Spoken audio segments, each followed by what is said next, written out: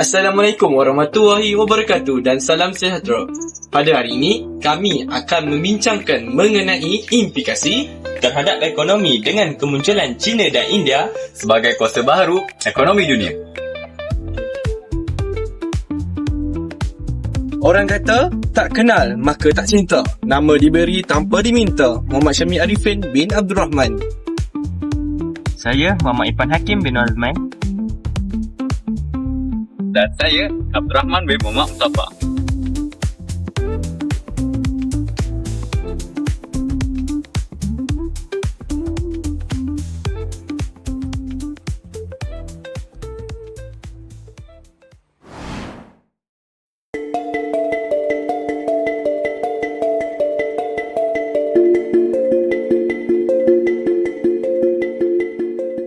Assalamualaikum dan salam sejahtera kepada pesyarah serta rakan-rakan sekalian. Globalisasi telah mengubah struktur ekonomi dunia secara drastik dalam tempoh beberapa dekad yang lalu. Jika kita menelusuri sejarah ekonomi antarabangsa, kita akan mendapati bahawa dominasi ekonomi suatu ketika dahulu banyak tertumpu kepada negara-negara barat seperti Amerika Syarikat, United Kingdom dan Jepun. Namun begitu memasuki abad ke-21, keseimbangan kuasa ekonomi global mula beralih ke arah Asia.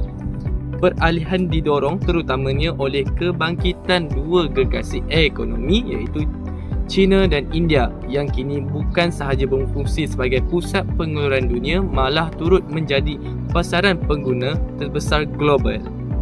China misalnya telah berkembang menjadi ekonomi kedua terbesar dunia berdasarkan keluaran dalam negara kasar atau KDNK. Keupayaan negara tersebut menggabungkan tenaga buruh yang besar, dasar industri yang agresif serta keterbukaan kepada pelaburan asing telah menjadikannya sebagai tulang belakang kepada rantaian bekalan global. India pula tidak kurang hebatnya. Dengan populasi yang kini melebihi China, India memiliki kelebihan dari segi tenaga kerja muda serta sektor teknologi maklumat yang berkembang pesat. Persoalannya sekarang, apakah makna semua ini kepada negara Malaysia? Sebagai sebuah ekonomi terbuka yang sangat bergantung kepada perdagangan antarabangsa, Malaysia tidak boleh mengelakkan diri daripada menerima tempias perubahan ini. Hakikatnya, kebangkitan China dan India menghasilkan dua realiti serentak. Ia membuka peluang ekonomi yang luar biasa tetapi pada masa yang sama mencipta tekanan persaingan yang belum pernah berlaku sebelum ini. Oleh itu, perbentangan ini akan meneliti secara kritikal implikasi kemunculan kedua-dua kuasa ekonomi ini terhadap Malaysia dengan memberi fokus kepada peluang perdagangan, aliran pelaburan asing serta perubahan struktur ekonomi serantau.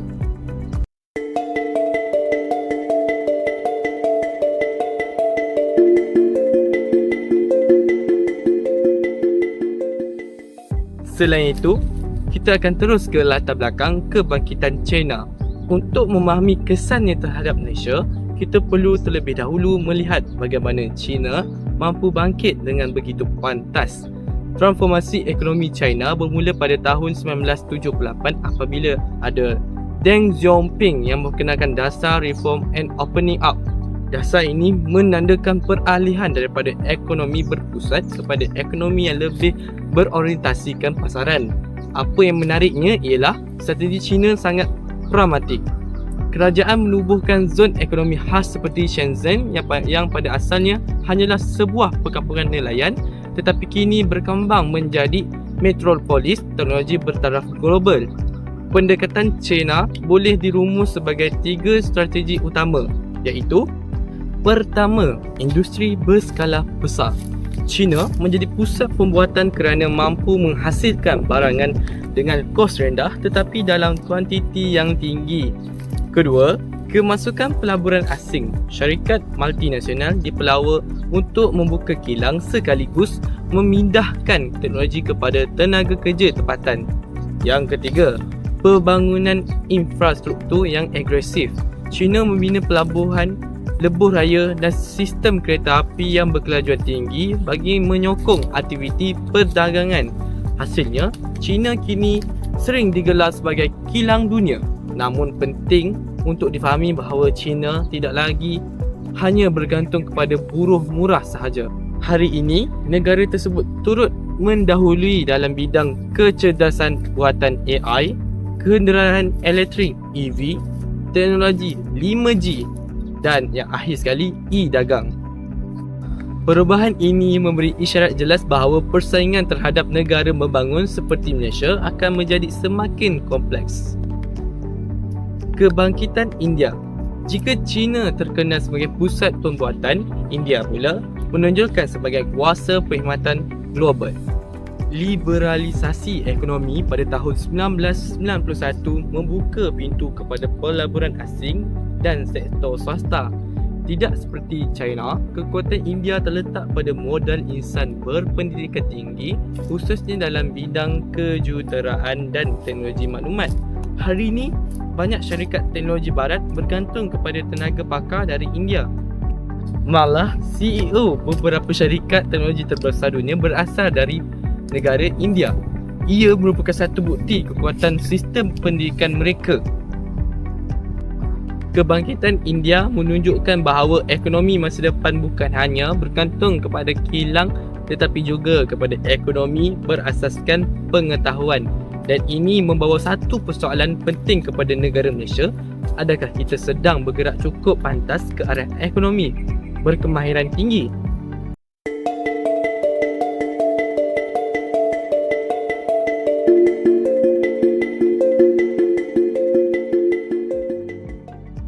Implikasi pertama, lonjakan perdagangan. Salah satu kesan paling jelas ialah peningkatan perdagangan antarabangsa. Malaysia merupakan antara negara yang mengamalkan ekonomi terbuka di mana jumlah perdagangan melebihi KDNK negara. Apabila China dan India berkembang, permintaan terhadap import meningkat dan Malaysia berada pada kedudukan strategik untuk memenuhi sebahagian permintaan tersebut. Contoh, Malaysia mengeksport semikonduktor, komponen elektronik, minyak sawit, LNG, petroleum. China telah lama menjadi rakan dagang terbesar Malaysia. Ini bukan kebetulan, sebaliknya ia mencerminkan hubungan ekonomi yang saling melengkapi. China memerlukan bahan mentah komponen manakala Malaysia memerlukan pasaran besar. Namun begitu, kita tidak boleh melihat perdagangan hanya dari sudut positif. Kebergantungan keterlaluan kepada satu pasaran boleh menjadi risiko strategik. Sebagai analogi mudah, jika satu enjin rosak, seluruh kapal boleh terhenti. Sebab itu, Malaysia perlu sentiasa mempelbagaikan rakan dagang.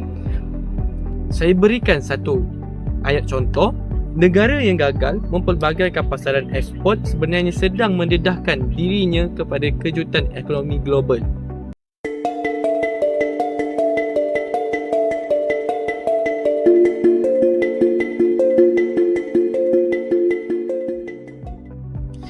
Implikasi yang kedua, pelaburan langsung asing FDI.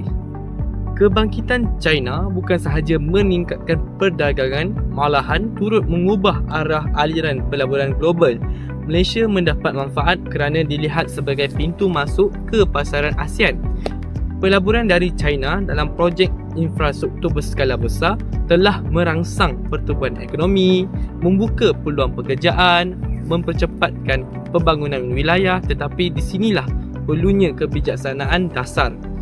Pelaburan asing mestilah menghasilkan nilai tambah, bukan sekadar menjadikan Malaysia sebagai lokasi operasi kos sederhana.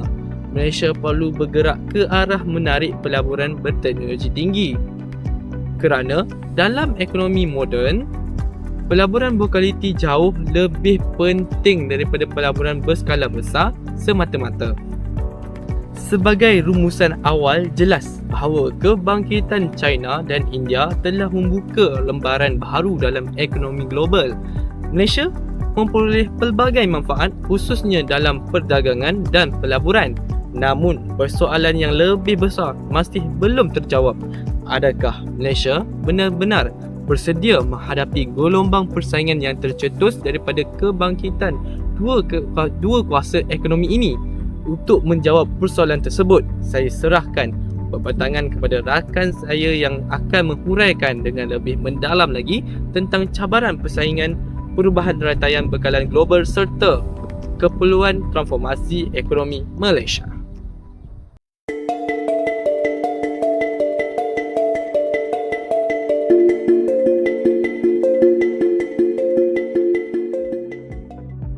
Terima kasih kepada rakan saya atas penerangan yang sangat jelas mengenai peluang ekonomi hasil kebangkitan China dan India. Namun begitu, dalam ekonomi global, setiap peluang hampir pasti akan datang bersama cabaran. Hakikatnya, kebangkitan dua kuasa besar ini bukan sahaja membuka ruang pertumbuhan kepada Malaysia, tetapi turut mewujudkan tekanan persaingan yang semakin sengit. Persoalan utama yang perlu kita fikirkan ialah, mampukah Malaysia bersaing dalam dunia yang kini didominasi oleh ekonomi berskala besar? Untuk menjawab persoalan ini, saya akan membincangkan beberapa perkara utama, iaitu intensiti persaingan ekonomi, kesan terhadap perusahaan kecil dan sederhana, perubahan rantaian bekalan global, perebutan teknologi masa depan dan pengaruh geopolitik terhadap kestabilan ekonomi.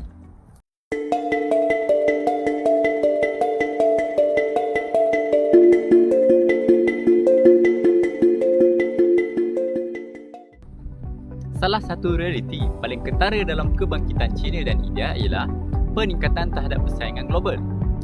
Jika dahulu Malaysia sering dilihat sebagai destinasi utama sektor pembuatan berintensiti buruh, kini kelebihan tersebut semakin terhakis. Mengapa?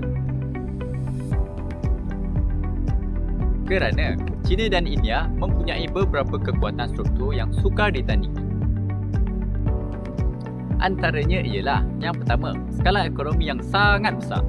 China mampu menghasilkan barangan dalam kuantiti yang jauh lebih tinggi berbanding kebanyakan negara. Dalam ekonomi, semakin besar skala pengeluaran, semakin rendah kos seunit. Inilah yang membolehkan produk China dijual pada harga yang sangat kompetitif. Bagi pengguna, ini adalah satu kelebihan, tetapi bagi pengeluaran tempatan, ini boleh menjadi ancaman. Yang kedua, kos buruh yang kompetitif. Walaupun gaji di China semakin meningkat, produktiviti pekerja mereka juga bertambah. India pula mempunyai tenaga kerja muda yang sangat besar, satu kelebihan demografi yang sering digelar sebagai demographic dividend. Malaysia berdepan cabaran kerana populasi lebih kecil, kos buruh yang lebih tinggi dan bergantung kepada pekerja asing. Jika Malaysia tidak meningkatkan produktiviti melalui automasi dan teknologi, kita mungkin terperangkap dalam apa yang dipanggil oleh ahli ekonomi sebagai middle income trap, iaitu keadaan di mana sesebuah negara gagal beralih daripada ekonomi berpendapatan sederhana kepada ekonomi berpendapatan tinggi. Hal ini kerana negara tidak menjadi maju hanya kerana kosnya murah, akan tetapi kerana nilainya yang tinggi. Yang ketiga, persaingan menarik pelabur. Pelabur global sentiasa mencari lokasi yang paling menguntungkan. Hari ini, Malaysia bukan hanya bersaing dengan Thailand ataupun Vietnam. Kita sebenarnya bersaing dengan ekonomi gergasi. Oleh itu, Malaysia tidak boleh lagi bergantung kepada kelebihan lama seperti kos sederhana atau lokasi yang strategik semata-mata. Sebaliknya, kita perlu menawarkan tenaga kerja berkemahiran tinggi, ekosistem inovasi, kestabilan dasar dan kecekapan birokrasi. Dalam ekonomi moden, kelajuan membuat keputusan boleh menjadi faktor penentu pelaburan.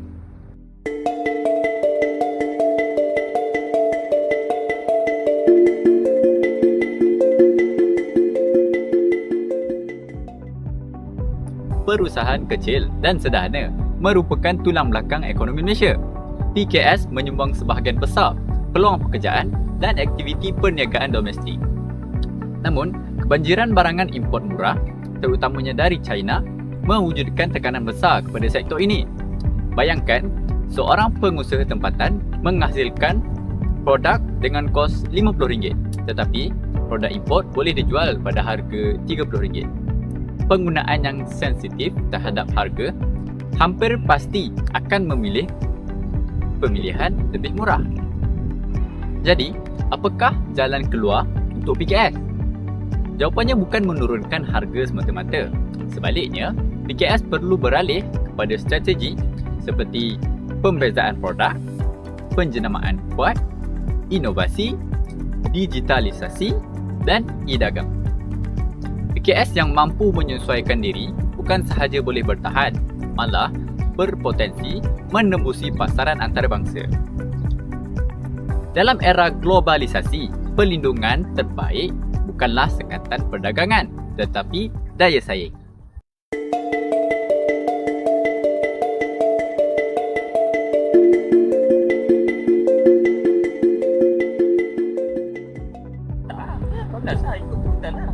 Pandemik COVID-19 dan ketegangan perdagangan antara Amerika dan China telah membuka mata dunia tentang risiko bergantung kepada satu pusat pengeluaran.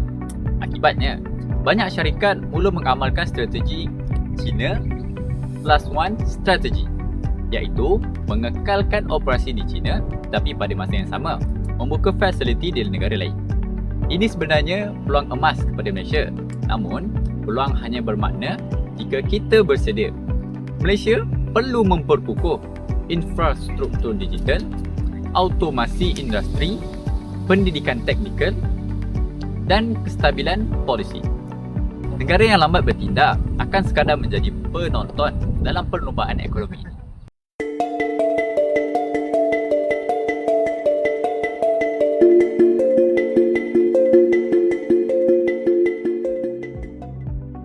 Ekonomi masa depan akan dipacu oleh teknologi. China melabur berbilion dolar dalam kecerdasan buatan, robotik, semikonduktor dan tenaga hijau. India pula berkembang pesat dalam ekonomi digital. Persoalan penting untuk Malaysia ialah, adakah kita pencipta teknologi atau sekadar pengguna? Jika Malaysia mahu kekal relevan, pelabur dalam pendidikan STEM, penyelidikan dan inovasi mesti dipertingkatkan. Kerana dalam abad ke-21, negara yang menguasai teknologi akan menguasai ekonomi.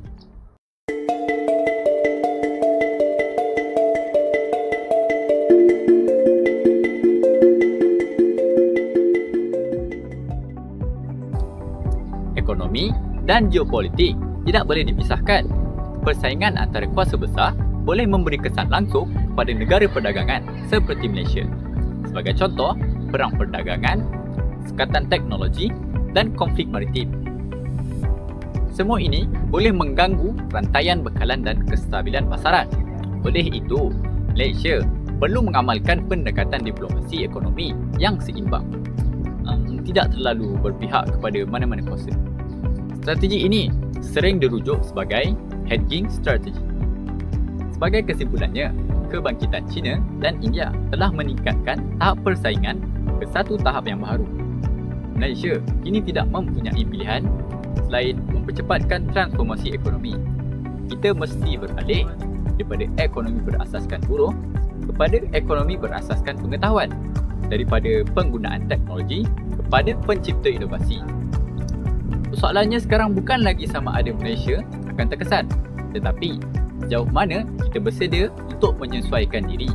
Dengan itu, saya serahkan kepada rakan saya yang seterusnya untuk menguraikan strategi masa depan Malaysia serta langkah yang perlu diambil bagi memastikan negara terus kekal berdaya saing dalam ekonomi global. Terima kasih.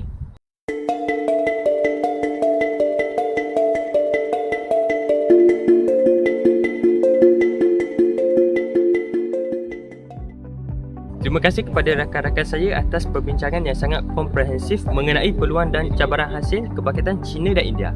Daripada penerangan tadi, jelas bahawa dunia sedang memasuki satu era baru, iaitu era di mana pusat graviti ekonomi semakin beralih ke Asia. Namun, persoalan paling penting bukan sekadar bagaimana China dan India berkembang. Sebaliknya, adakah Malaysia sedang berkembang sepantas perubahan ekonomi global? Dalam bahagian ini, saya akan membincangkan aplikasi jangka panjang terhadap ekonomi Malaysia dengan memberi fokus kepada risiko kebergantungan ekonomi, keperluan transformasi struktur, revolusi industri 4.0, pembangunan modal insan, kepelbagaian ekonomi dan strategi masa depan negara. Kerana hakikatnya, kebangkitan pasar ekonomi baharu bukanlah satu fenomena sementara, tetapi satu realiti yang akan terus membentuk ekonomi dunia untuk beberapa dekad akan datang.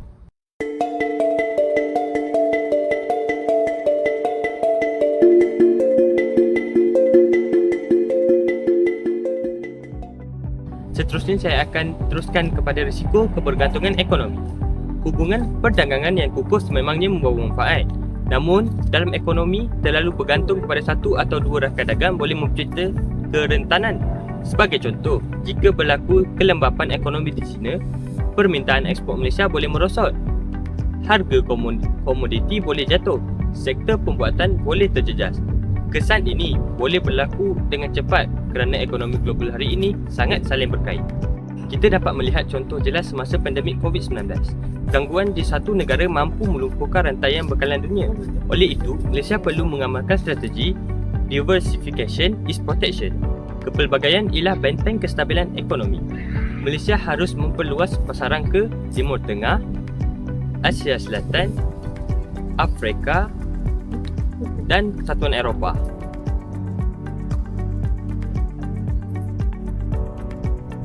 Negara yang mempunyai banyak rakan dagang lebih tahan terhadap kejutan ekonomi.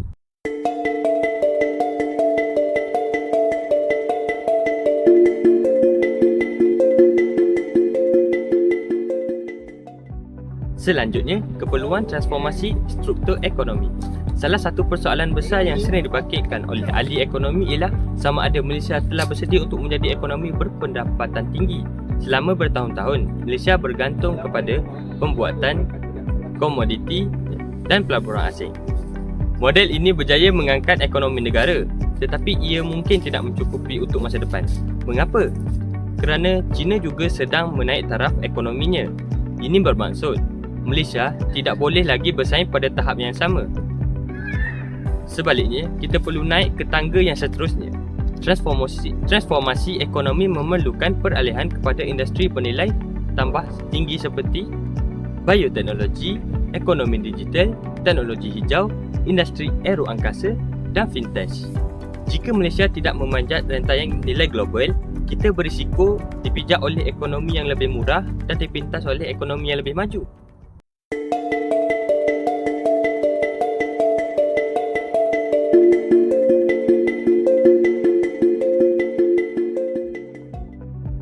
Seterusnya, revolusi industri 4.0.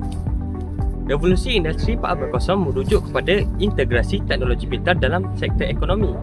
Antaranya termasuk kecerdasan buatan atau AI, Internet of Things, automasi, big data dan robotik. China melabur secara agresif dalam bidang ini. India pula menjadi antara pusat ekonomi digital paling lantas berkembang. Jadi, di manakah kedudukan Malaysia? Malaysia sebenarnya mempunyai potensi besar, tetapi kelajuan pelaksanaan menjadi faktor penentu. Syarikat yang gagal mengadaptasi automasi berisiko ketinggalan. Pekerja yang tidak meningkatkan kemahiran mungkin digantikan oleh mesin. Namun, IR 4.0 tidak semestinya ancaman. Ia juga membuka peluang pekerjaan baharu yang lebih berkemahiran tinggi dan bergaji lumayan. Masa depan bukan milik negara yang paling besar, tetapi milik negara yang paling pantas menyesuaikan diri.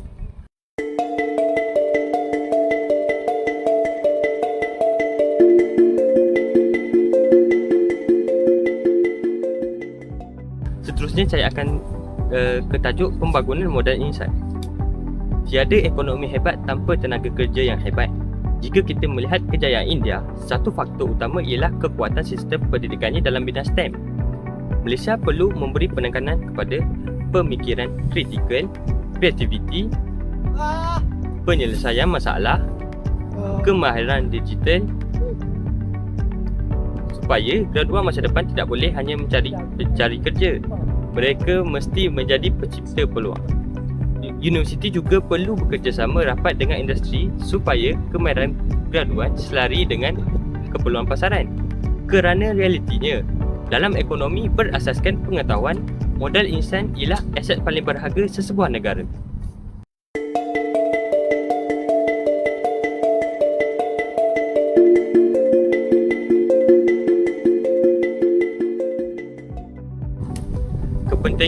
inovasi dan produktiviti. Produktiviti menentukan daya saing. Negara maju bukan bekerja lebih lama, tetapi mereka bekerja lebih pintar. Malaysia perlu memperkukuh budaya inovasi melalui geran penyelidikan, sokongan startup, ekosistem teknologi. Bayangkan jika syarikat tempatan mampu mencipta teknologi sendiri, Malaysia bukan sahaja boleh menjadi pengguna global, tetapi pemain global.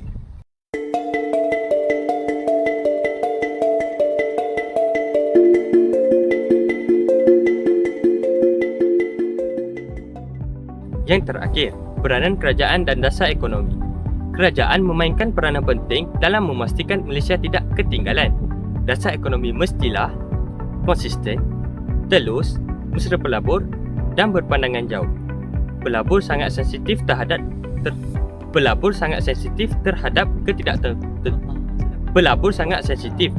ketidaktentuan polisi. Kadang-kala, kestabilan lebih penting daripada insentif. Selain itu, pembangunan infrastruktur digital perlu dipercepat, terutamanya di luar bandar, supaya pertumbuhan ekonomi lebih inklusif.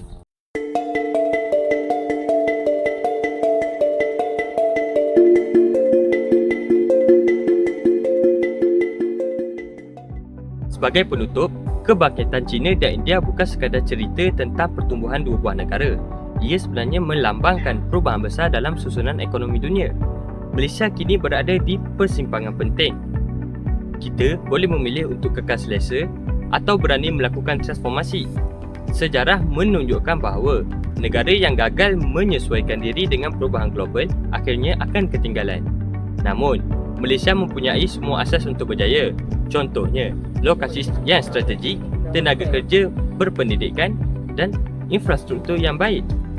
Selain itu, hubungan perdagangan yang langsung juga adalah faktor yang diperolehi oleh Malaysia. Apa yang diperlukan hanyalah keberanian untuk berubah. Masa depan ekonomi Malaysia tidak ditentukan oleh apa yang berlaku di China atau India, tetapi oleh bagaimana Malaysia bertindak balas terhadap perubahan tersebut. Jika kita mampu berinovasi, meningkatkan kemahiran tenaga kerja dan mempelbagaikan ekonomi, tidak mustahil Malaysia akan muncul sebagai salah satu ekonomi paling berdaya saing di Asia. Dengan itu, berakhirlah pembentangan kami mengenai implikasi kemunculan China dan India sebagai kuasa baru ekonomi dunia terhadap Malaysia. Terima kasih atas perhatian anda. Kalau ada sumur di ladang, boleh kami menumpang mandi. Jikalau ada umur yang panjang, bolehlah kita berjumpa lagi. Sekian daripada kami. Terima kasih. Aku dulu. Tak payah jangan. Aku dulu. Pandemik COVID-19 dan ketegangan perdagangan.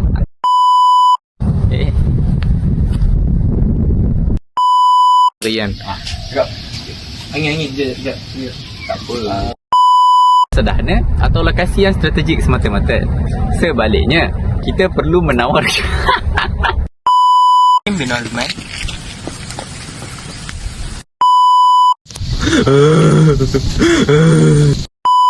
Salam sejahtera.